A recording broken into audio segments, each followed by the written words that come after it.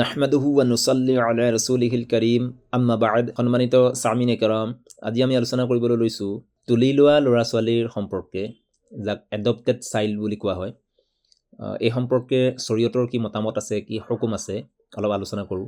প্ৰথমতেই আল্লাহ তবাৰক তাআলাৰ ইৰশাদ যে আউযু বিল্লাহি মিনাশ শাইতানিৰ ৰাজীম বিসমিল্লাহিৰ ৰহমানিৰ ৰহিম ওয়ামা জাআলা আদইয়াআকুম আবনাআকুম যালিকুম কওলুকুম বিআফওয়াহিকুম ওয়াল্লাহু ইয়াকুলুল হাক্কা ওয়া হুয়া ইয়াহদিস সাবিল উদউহুম লিআবাইহিম হুয়া আকসাতু ইনদাল্লাহ। সাদাকাল্লাহুল আযীম। সূরা আহজাব। আয়াতে পাকৰ খুলাসা হ'ল এনেকুৱা যে তোমালোকৰ যি তুলি লোৱা ল'ৰা ছোৱালী, এইবিলাক তোমালোকৰ মুহবলি বাত, অৰ্থাৎ মুখেৰে কোৱাহে কথা হয়, আৰু আল্লাহ পাক সত্যবাদী আৰু চিধা ৰাস্তা দেখায়।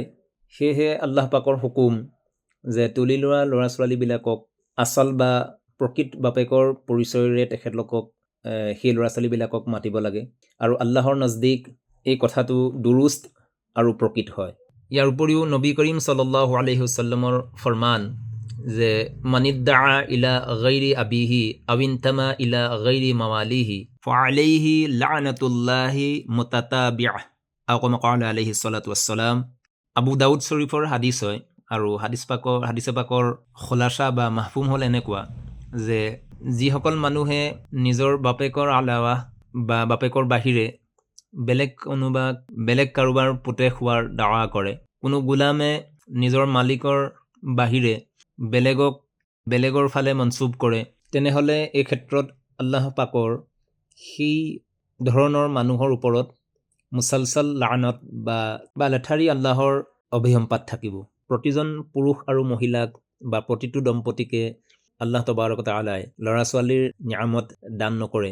গতিকে কোনো মানুহৰ যদি ল'ৰা ছোৱালী নহয় বা ল'ৰা ছোৱালী আছে, তাৰ পিছতো কোনোবা বেলেগ ল'ৰা ছোৱালীক যদি, কোনো বাচ্চাক যদি তুলি ল'ব বিচাৰে, গোদ ল'ব বিচাৰে, তেনেহ'লে তেনেকুৱা ধৰণৰ এডপ্ট কৰি লোৱা ল'ৰা ছোৱালী ইছলামৰ দৃষ্টিত জাইজ আছে। কিন্তু এই ক্ষেত্ৰত কিছুমান জৰুৰী চৰ্তাৱলীৰ ফালে অলপ আমি মন কৰাটো উচিত হয়। প্ৰথমতে সেই তুলি লোৱা ল'ৰা ছোৱালীবিলাকক তেওঁলোকৰ হকিকি যি মাক বাপেক আছে বা বাপেক আছে, সেই প্ৰকৃত বাপেকৰ ফালেই পৰিচয় দাঙি ধৰিব লাগিব, যাৰ পৰা তেওঁলোকৰ সেই ল'ৰা ছোৱালীবিলাক প্ৰকৃততে জন্ম হৈছিলে, যি মাক বাপেকৰ পৰা। কিয়নো আল্লাহ তবাৰক তাআলাৰ যি আয়াত তিলাৱত কৰা হ'ল, তাৰ দ্বাৰা এইটো বুজা যায় যে কাৰোবাক যদি মোহ বোলা বা মুখেৰে কোনোবা ল'ৰা ছোৱালীক তুলি ল'লেই যে শৰআন বা শৰীয়তৰ হিচাপে হকিকি বাপেক সেই ল'ৰা ছোৱালীৰ হৈ নাযায়। সেয়েহে তেওঁলোকক প্ৰকৃত পৰিচয়ৰ সৈতে পৰিচয় দি পেলাই মতাটো জৰুৰী হয়, আৰু এইটো আল্লাহৰ হুকুম হয়। আৰু অন্যথা যদি পৰিচয় লুকুৱাই ৰাখে, তেতিয়াহ'লে এইটো হাৰাম আৰু নাজাইজ হ'ব। যদিও এই ক্ষেত্ৰত এটা কথা মনত ৰাখিবলগীয়া